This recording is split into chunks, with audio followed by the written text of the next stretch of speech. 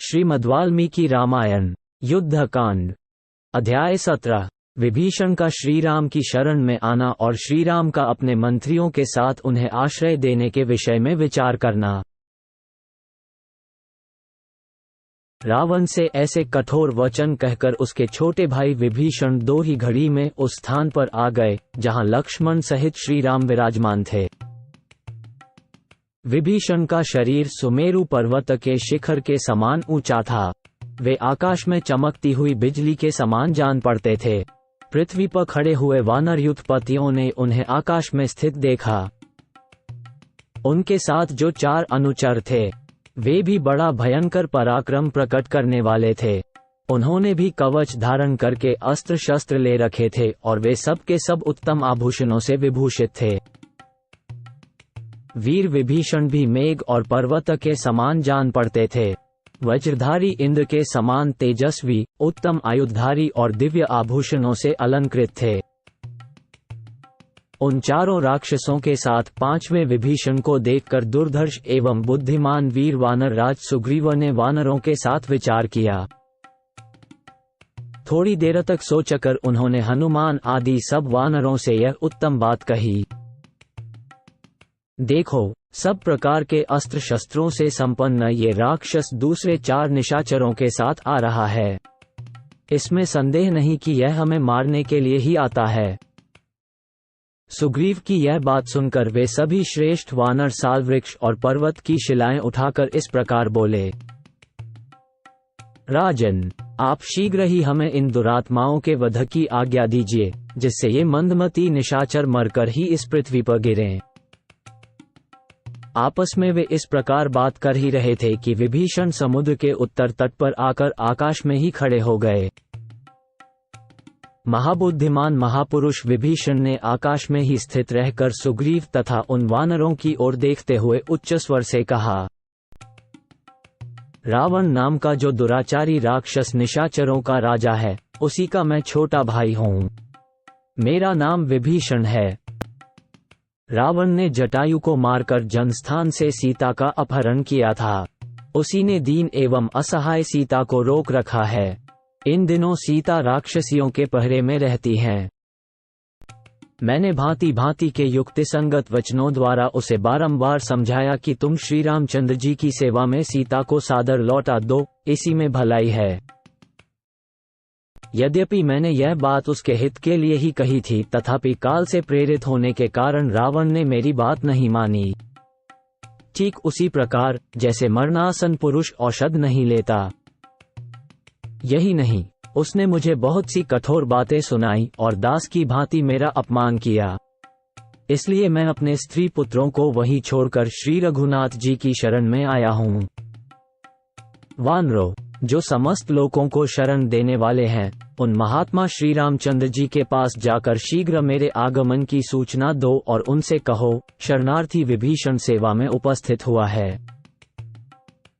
विभीषण की यह बात सुनकर शीघ्रगामी सुग्रीव ने तुरंत ही भगवान श्रीराम के पास जाकर लक्ष्मण के सामने ही कुछ आवेश के साथ इस प्रकार कहा, प्रभो, आज कोई वैरी जो राक्षस होने के कारण पहले हमारे शत्रु रावण की सेना में सम्मिलित हुआ था, अब अकस्मात हमारी सेना में प्रवेश पाने के लिए आ गया है। वो मौका पाकर हमें उसी तरह मार डालेगा जैसे उल्लू कौम का काम तमाम कर देता है। शत्रुओं को संताप देने वाले रघुनंदन, अतः आपको अपने वानर सैनिकों पर अनुग्रह और शत्रुओं का निग्रह करने के लिए कार्य के विचार, सेना की मोर्चेबंदी, नीतियुक्त उपायों के प्रयोग तथा गुप्तचरों की नियुक्ति आदि के विषय में सतत सावधान रहना चाहिए। ऐसा करने से ही आपका भला होगा। ये राक्षस लोग मनमाना रूप धारण कर सकते हैं। इनमें अंतर्धान होने की भी शक्ति होती है। शूरवीर और मायावी तो ये होते ही हैं, इसलिए इनका कभी विश्वास नहीं करना चाहिए। संभव है ये राक्षस राज रावण का कोई गुप्तचर हो। यदि ऐसा हुआ तो हम लोगों में घुसकर यह फूट पैदा कर देगा, इसमें संदेह नहीं। अथवा ये बुद्धिमान राक्षस छिद्र पाकर हमारी विश्वस्त सेना के भीतर घुसकर कभी स्वयं ही हम लोगों पर प्रहार कर बैठेगा, इस बात की भी संभावना है। मित्रों की, जंगली जातियों की तथा परंपरागत भृत्यों की जो सेनाएं हैं, इन सब का संग्रह तो किया जा सकता है, किंतु जो शत्रु पक्ष से मिले हुए हों, ऐसे सैनिकों का संग्रह कदापि नहीं करना चाहिए। प्रभो, ये स्वभाव से तो राक्षस है ही, अपने को शत्रु का भाई भी बता रहा है। इस दृष्टि से ये साक्षात हमारा शत्रु ही यहाँ आ पहुंचा है, फिर इस पर कैसे विश्वास किया जा सकता है। रावण का छोटा भाई, जो विभीषण के नाम से प्रसिद्ध है, 4 राक्षसों के साथ आपकी शरण में आया है। आप उस विभीषण को रावण का भेजा हुआ ही समझें। उचित व्यापार करने वालों में श्रेष्ठ रघुनंदन, मैं तो उसको कैद कर लेना ही उचित समझता हूँ। निष्पाप श्री राम, मुझे तो ऐसा जान पड़ता है कि यह राक्षस रावण के कहने से ही यहाँ आया है। इसकी बुद्धि में कुटिलता भरी है। यह माया से छिपा रहेगा तथा जब आप इस पर पूरा विश्वास करके इसकी ओर से निश्चिंत हो जाएंगे, तब यह आप ही पर चोट कर बैठेगा। इसी उद्देश्य से इसका यहाँ आना हुआ है। यह महाक्रूर रावण का भाई है, इसलिए इसे कठोर दंड देकर इसके मंत्रियों सहित मार डालना चाहिए। बातचीत की कला जानने वाले एवं रोष में भरे हुए सेनापति सुग्रीव प्रवचन कुशल श्रीराम से ऐसी बातें कहकर चुप हो गए। सुग्रीव का वह वचन सुनकर महाबली श्रीराम अपने निकट बैठे हुए हनुमान आदि वानरों से इस प्रकार बोले। वानरों, वानर राज सुग्रीव ने रावण के छोटे भाई विभीषण के विषय में जो अत्यंत युक्तियुक्त बातें कही हैं, वे तुम लोगों ने भी सुनी हैं। मित्रों की स्थायी उन्नति चाहने वाले बुद्धिमान एवं समर्थ पुरुष को कर्तव्य के विषय में संशय उपस्थित होने पर सदा ही अपनी सम्मति देनी चाहिए। इस प्रकार सलाह पूछी जाने पर श्री राम का प्रिय करने की इच्छा रखने वाले वे सब वानर आलस्य छोड़ उत्साहित हो सादर अपना अपना मत प्रकट करने लगे।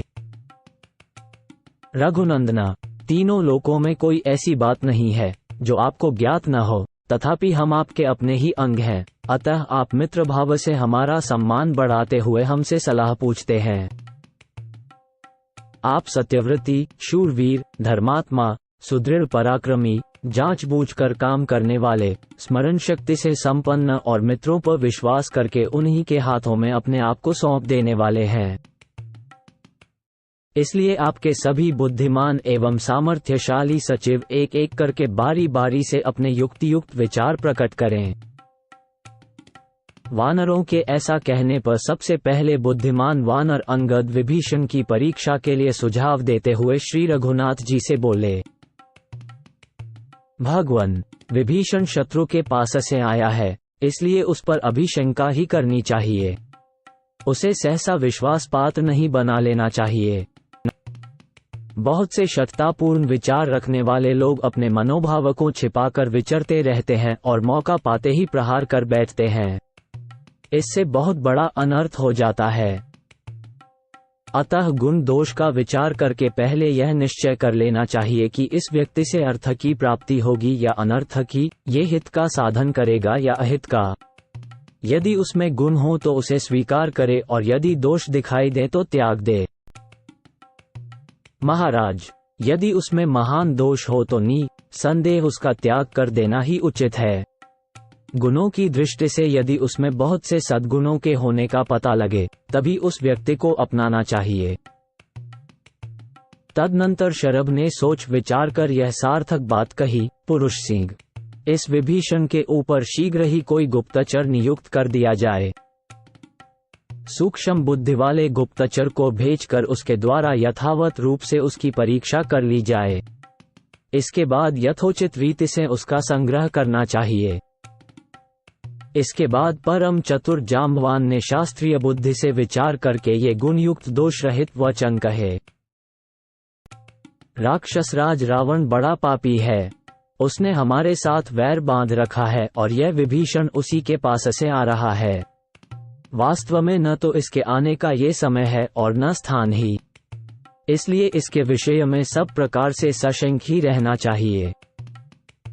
तदनंतर नीति और अनीति के ज्ञाता तथा वाग्वैभव से संपन्न मैंद ने सोच विचार कर यह युक्तियुक्त उत्तम बात कही।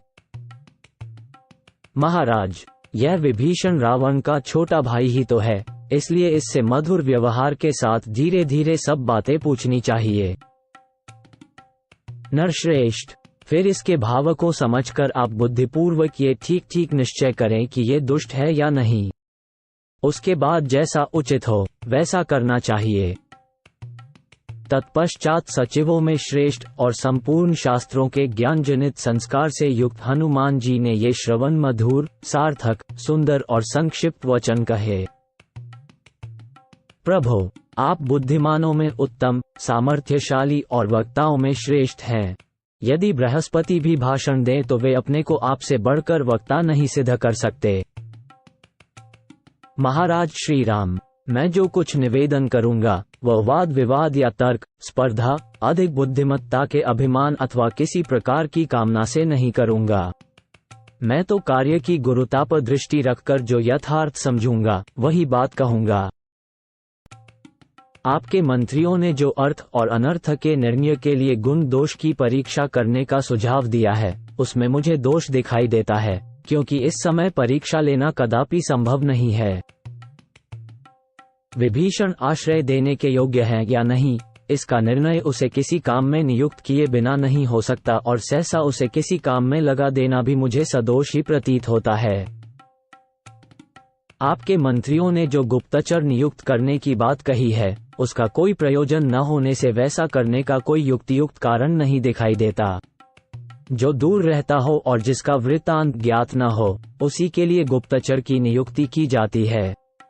जो सामने खड़ा है और स्पष्ट रूप से अपना वृत्तांत बता रहा है उसके लिए गुप्तचर भेजने की क्या आवश्यकता है। इसके सिवा जो ये कहा गया है कि विभीषण का इस समय यहाँ आना देश काल के अनुरूप नहीं है, उसके विषय में भी मैं अपनी बुद्धि के अनुसार कुछ कहना चाहता हूँ। आप सुने। उसके यहाँ आने का यही उत्तम देश और काल है। ये बात जिस तरह सिद्ध होती है वैसा बता रहा हूँ। विभीषण एक नीच पुरुष के पास से चलकर एक श्रेष्ठ पुरुष के पास आया है। उसने दोनों के दोषों और गुणों का भी विवेचन किया है।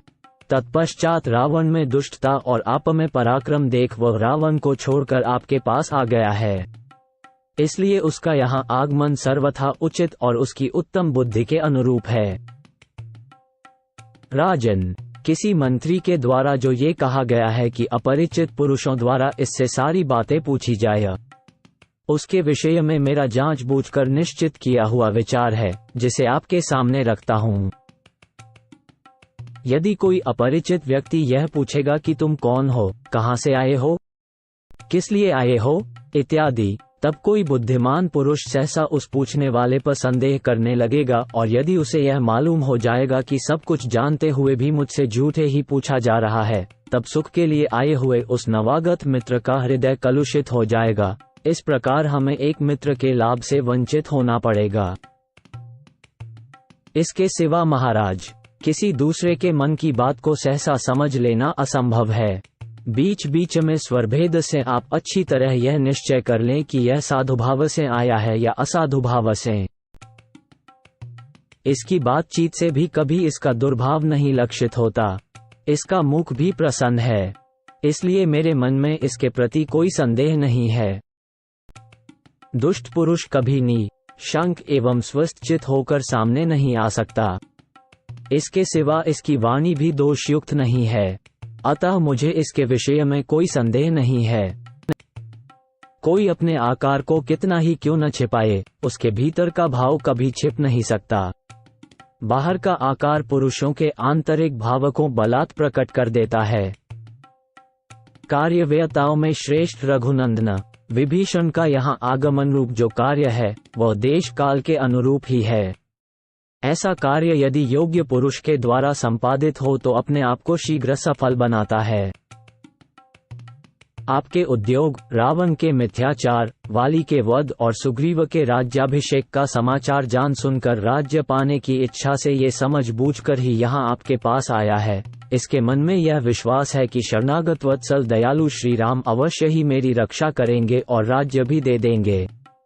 इन्हीं सब बातों को दृष्टि में रखकर विभीषण का संग्रह करना, उसे अपना लेना मुझे उचित जान पड़ता है। बुद्धिमानों में श्रेष्ठ रघुनाथ। इस प्रकार इस राक्षस की सरलता और निर्दोषता के विषय में मैंने यथाशक्ति निवेदन किया। इसे सुनकर आगे आप जैसा उचित समझें वैसा करें।